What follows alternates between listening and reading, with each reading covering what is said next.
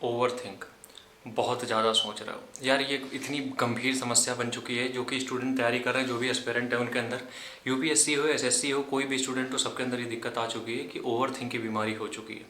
और ये जो है ओवरथिंक वो ओएसडी का रूप कब ले लेगी पता भी नहीं चलेगा। ठीक है, अब देखो तुम्हें क्या करना है, ये चीज़ें समझने की कोशिश करना मेरी। थोड़ा हमने एक किताब पढ़ी थी साइकोलॉजी को लेके, कोई थी किताब, मेरा नाम नहीं याद है, उसके बेसिस पे हम तुम्हें चीज़ें समझा रहे हैं। जब भी तुम्हें ओवर थिंक करने का वो होता है, मतलब कि कई बार क्या होता है कि हम लोग सुबह उठते हुए ओवर थिंक करने लगते हैं, ठीक है, और रात में सो रहे हैं तब हम वही सोच रहे हैं, वही दिमाग में चल रहा है। इससे क्या होता है, हमारा दिमाग जो है वो सड़ने लगता है। इसका मतलब ये है कि इनका जो है, तुम्हें कुछ भी पढ़ रहे हो उसको लेने की क्षमता इनकी खत्म हो रही है। तो सबसे पहली चीज़, जब भी तुम्हें ऐसा लगे कि तुम्हें ओवर थिंकिंग ज़्यादा हो रही है, तो उसको पहले रूट कॉज देखो, किस वजह से ओवर थिंक कर रहे हो।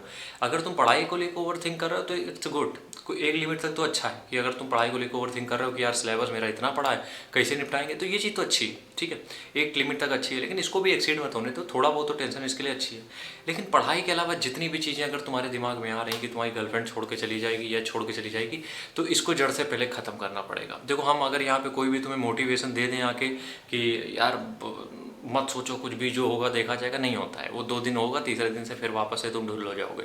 तो सबसे पहली चीज़, रूट कॉज देखो, उसका प्रॉब्लम आ कहाँ से रही है। अगर तुम्हारी गर्लफ्रेंड से ऐसा कुछ प्रॉब्लम है, प्रेम विवाह वाला, प्रेम विवाह नहीं, प्रेम संबंध, हाँ प्रेम संबंध ऐसा वाला कुछ है, तो पहले इसको निपटाओ। और निपटाने के लिए ये नहीं कि अपने गर्लफ्रेंड वर्लफ्रेंड जो भी उन्हीं को निपटा दी, नहीं, ये नहीं करना है।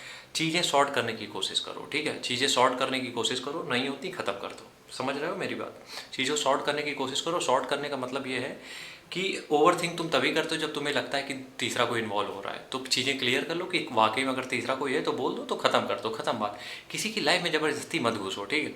या फिर अगर तीसरे के चक्कर में नहीं है, तो तुम ही दोनों के बीच में है, तो 1 घंटा बैठ के चुपचाप बात कर लो, या फिर मिलाओ जाके कहीं पे रेस्टोरेंट पे कहीं पे ढंग से बात कर लो, जाके दोनों लोग मिल के बात कर लो, आराम से चीज़ें सॉर्ट कर लो।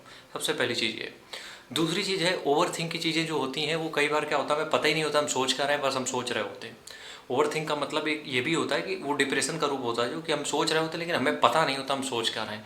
इसका सोल्यूशन क्या है? देखो, इसका सोल्यूशन क्या है, ये टाइम के साथ जाता है यार, ठीक है। इसके लिए हम एक पहले प्रैक्टिकल मेथड बताते हैं कि थोड़ा सा कैफीन पे इंटेक को कम करो, तुम अपने कॉफ़ी चाय इसको कम करो। ये चीज़ें बहुत आपका ट्रिगर करती हैं, ये सब चीज़ें।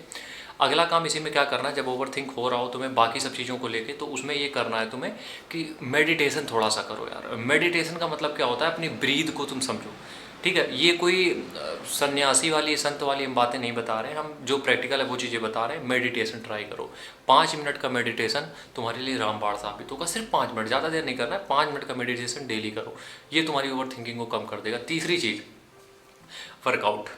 ओवर थिंकिंग देखो टाइम के साथ ही जाएगी, 1 दिन में 2 दिन में नहीं चली जाएगी, टाइम लगेगा। तो तीसरी चीज़ ये है कि थोड़ा फिजिकल फिटनेस पे भी काम करो, जैसे कि रनिंग कराए, जिम कराए, या कुछ भी कराए। इससे क्या होता है, बॉडी में जो दिमाग है वो डोपामिन हार्मोन रिलीज करता है, जिससे कि तुम्हें अच्छा फील होता है। तो तीसरी चीज़ क्या करनी है, तुम्हें वर्कआउट करना है।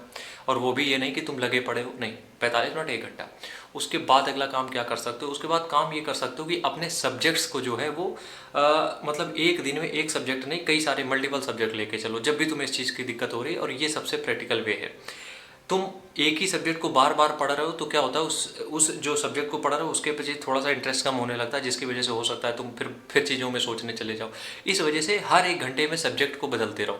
ये हमेशा नहीं करना है, वो आप अपने सिलेबस के हिसाब से देख लेना कब कब आपको करना है, लेकिन बदलना पड़ेगा। ये चीज़ें करोगे तो ओवर थिंकिंग, हम ये नहीं बोल रहे 100% ख़त्म हो जाएगी, लेकिन इसमें तुम्हें आराम जरूर मिलेगा, थोड़ा थोड़ा धीरे धीरे कम होता जाएगा, ये मेरा वादा है, ठीक है। तो आज की वीडियो को हम यहीं ख़त्म करते हैं, कल फिर मिलते हैं किसी ऐसे ही टॉपिक के साथ। तब तक के लिए राम राम, जय।